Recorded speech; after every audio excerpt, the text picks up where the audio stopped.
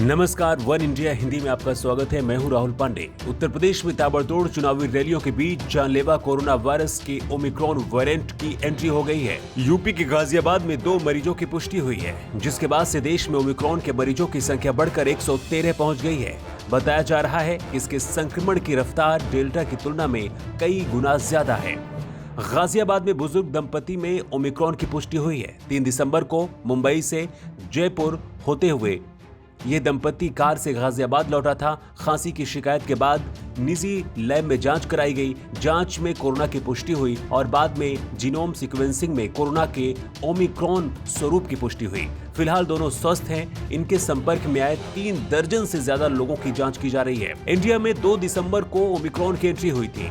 15 दिनों बाद मामले 1 से 111 तक पहुंच गए। कर्नाटक में पहला मामला सामने आया था, लेकिन अब महाराष्ट्र एक बार फिर से सबको डरा रहा है। डर के मारे लोगों के मन में सवाल है कि क्या कोरोना की तीसरी लहर की अगुवाई भी महाराष्ट्र ही करेगा, क्योंकि राज्य में ओमिक्रॉन के केस 40 हैं। राजधानी दिल्ली में भी 22 मामले सामने आ चुके हैं अभी तक। ओमिक्रॉन देश के कुल 11 राज्यों में फैल चुका है, जिसके बाद केंद्र सरकार एक्शन मोड पर आ गई है। ओमिक्रॉन के बढ़ते मामलों को देखते हुए केंद्र ने गैर जरूरी यात्राओं और भीड़भाड़ में जाने या फिर लोगों के जमावड़े नहीं लगाने की नसीहत दी है।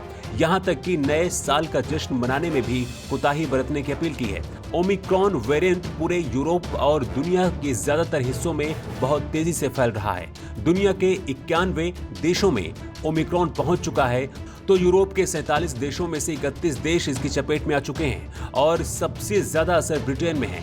ओमिक्रॉन और दूसरे वेरिएंट की वजह से जो तीसरी लहर आई है, उससे ब्रिटेन का बुरा हाल है। रोजाना करीब 90,000 से ज्यादा कोरोना केस सामने आने लगे हैं।